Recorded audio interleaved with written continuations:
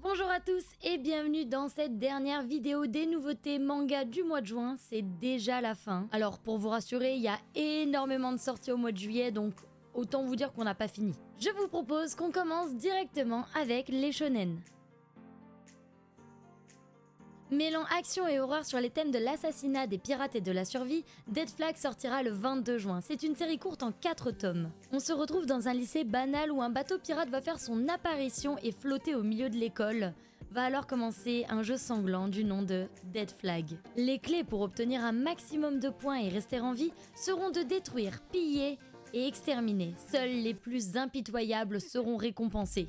Bienvenue dans un jeu mortel de pirates. Deadpool Samurai sera une série courte en 2 tomes dont le premier volume sortira le 29 juin. On y retrouvera l'irresponsable héros Deadpool. Un manga de super collaboration qui implique à la fois Avengers et Shonen Jump. Il aura même droit à sa version variante Demon Slayer avec une couverture qui nous rappelle celle du tome 1 avec Tanjiro et Nezuko. Deadpool, le plus irrévérencieux des super-héros, débarque à Tokyo. Il répond à une invitation d'Iron Man afin de rejoindre la nouvelle escouade des samouraïs des Avengers nommé Samurai Squad. Attiré par l'argent et une escapade à l'étranger tout frais payé, le mercenaire prend ses aises et compte bien profiter de son séjour. Mais entre l'arrivée de collègues super-héros, de nouveaux héros et de duels titanesques, Deadpool va avoir peu de temps pour se reposer. Je vous en avais parlé lors de la vidéo Tokubetsu mangaka italien. Nous retrouvons aujourd'hui Lumi Niemi et Siviero Francesca avec Moon Ballad. Si je vous le mets aujourd'hui, c'est parce que je trouve que le speech est intéressant, mais je trouve vraiment trop peu d'infos sur ce manga. Il semblerait qu'il sorte en France le 24 juin, mais j'en suis pas sûre à 100%, donc à confirmer dans les prochains jours. D'ailleurs, j'ai même pas d'image de la première de couverture, juste une image du manga. Dans un Moyen-Âge alternatif, où les légendes sont réelles, le jeune Ezra décide de s'aventurer dans la forêt à la recherche du Grand Loup, protagoniste d'une légende qui terrifie depuis longtemps les enfants de son village. Toutefois, la forêt est un endroit dangereux et insidieux, et Ezra tombe dans un piège posé par un chasseur. Quelqu'un qui connaît bien les bois vient à la rescousse du jeune garçon, et à partir de ce moment-là, Ezra devient son apprenti. Mais leur coexistence sera mise en danger par le chasseur. Il était censé sortir début juin, mais finalement ne fera son apparition que le 30, c'est Boss Renoma, un shonen d'action sur les combats, la délinquance et la prison qui sera une série courte. Tokyo, dans un futur proche où une météorite s'est écrasée sur la mégalopole, va la séparer en deux. D'un côté, des quartiers réservés aux riches, de l'autre, un terrible bidonville, zone sinistrée de non-droit. C'est là que vit le jeune Renoma. Boss du gang du Double Dragon Cross, inculpé pour meurtre, il est envoyé sur l'île du Paradis, prison de haute sécurité où il devra purger une peine de 28 ans. Pour survivre dans cet enfer, son objectif est clair. Il lui faudra devenir le boss de la 27e menuiserie. Encore un nouvel isekai pour ce mois-ci, Mon destin est entre les mains des femmes sortira le 22 juin en librairie. Léon s'est réincarné dans un otome-game. Dans ce monde plein de magie et d'épée, les hommes sont contrôlés par les femmes et dépendent exclusivement d'elles. Seule exception, un groupe de beaux jeunes hommes dirigés par le prince. Opprimé et désespéré, Léon va tout faire pour se rebeller contre ce système. Le 22 juin sortira un shonen biographique et historique sur la vie de Marie Curie.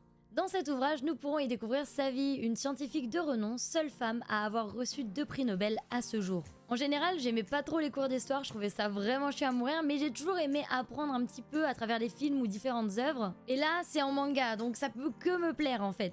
Et en faisant des recherches pour ceux que ça intéresse, sachez que Nobinobi a une catégorie les grands noms de l'histoire en manga. On peut y retrouver Beethoven, Marie-Antoinette, Jeanne d'Arc, Martin Luther King et plein d'autres. Je vous mets le lien dans la description. Nine Lives Man.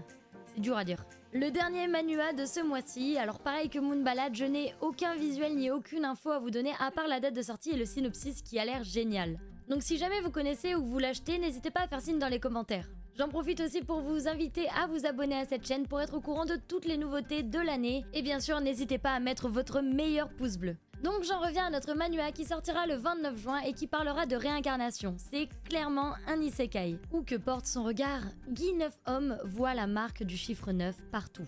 Vision qui le renvoie à une série de réincarnations. Il assistera impuissant à la destruction de sa ville, se fera tuer d'une balle à la tête et se réveillera dans le corps d'un autre Guy 9 Homme, dans une autre époque, dans un autre lieu, mais avec la pleine conscience et mémoire de sa vie passée. Dès lors, son seul objectif, remonter le temps pour éviter la destruction de sa ville. D'après l'œuvre de Lucy Maud Montgomery, Anne, la maison au pignon vert est sortie le 15 juin et c'est un one-shot. Matthew et Maria Kuber souhaitaient adopter un orphelin afin de les aider dans leurs travaux du quotidien. Par erreur, ils se retrouvent avec Anne Shirley, une pétillante fillette rousse à l'esprit vif et à l'imagination débordante. Sa personnalité particulièrement attachante transforme alors la monotonie de la vie des pignons verts.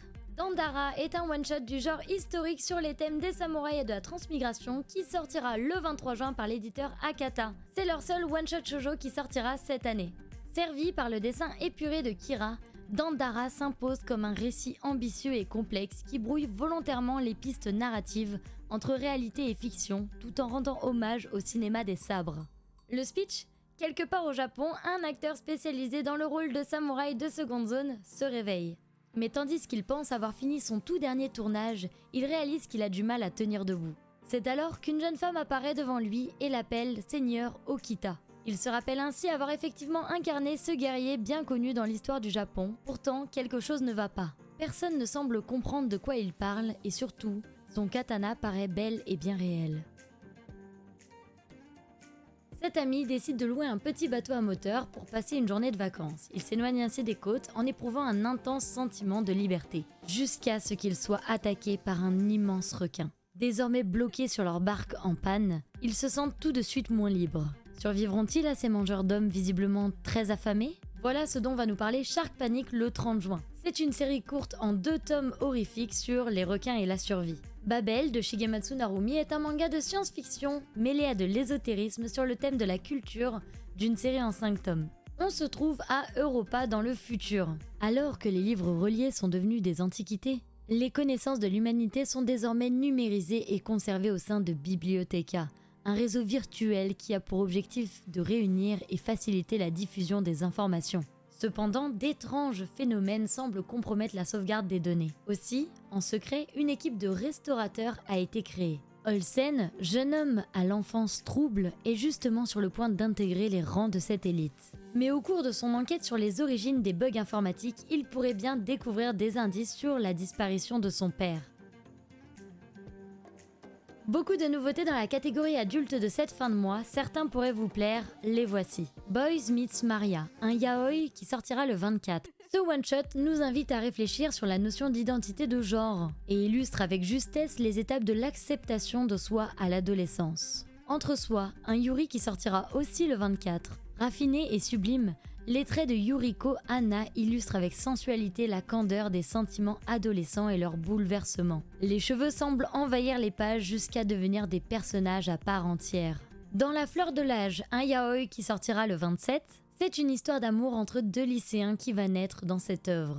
Take Me Home, un yaoi qui lui sortira par contre le 24, plongé dans l'histoire de Darren et Keita, une romance omégaverse originale, où la tendresse et l'amour tentent de guérir les blessures du passé. Love Kalia, un yaoi qui sortira le 27, persuadé de son orientation sexuelle, Yuto ne se pose aucune question. Puis arrive le jour où il le rencontre, celui qui fera basculer toutes ses certitudes. Hate My Mia, un yaoi qui sortira le 24. C'est le premier manga de Hitotori Penguin. Avec une histoire sexy et comique, ce titre annonce le début d'une carrière prometteuse. La concession d'un oméga brisé, un yaoi qui sortira aussi le 24. Laissez votre cœur vibrer devant la beauté de cette histoire d'amour cathartique. Heartbreak Junkie, un yaoi qui sortira le 27. Une histoire pleine d'humour et d'amour où on attendra de savoir si notre personnage principal va avoir le courage d'avouer ses sentiments à son ami. Avec Konai Shasei, plongé dans l'univers humoristique et alambiqué du légendaire Eugene, qui saura ravir vos désirs les plus fantasques grâce à cette série d'histoires courtes, en 4 tomes, tout aussi déjantées les unes que les autres. Et enfin, Tokyo 4 saisons, un yaoi qui sortira le 24. C'est le spin-off de Tokyo en avril. Haru, le mangaka, fait monter la température avec ce premier couple, Jinguji et Saotome.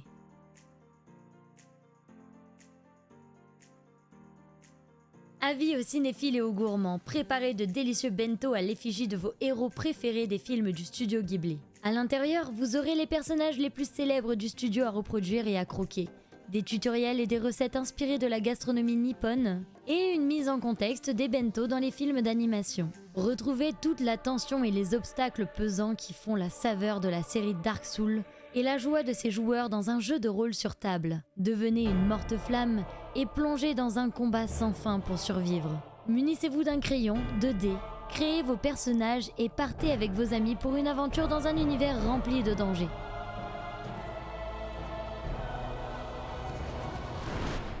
L'attaque des Titans est un véritable labyrinthe existentiel où le bien et le mal, le juste et l'injustice, la vérité et l'illusion ne cessent d'être remis en cause. Cet ouvrage revient sur le succès colossal de cette œuvre devenue un pilier de la culture populaire mondiale, en proposant une exploration de ses thématiques et de son processus créatif.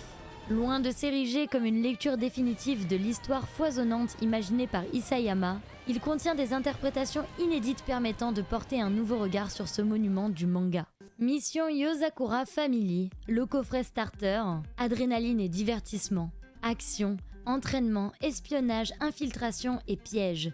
Le même humour et la même énergie que dans Assassination Classroom. C'est la fin des nouveautés manga du mois de juin, il y en avait énormément et j'espère que vous avez pu trouver votre bonheur. Sur ce, on se retrouve bientôt dans une prochaine vidéo. Bye bye!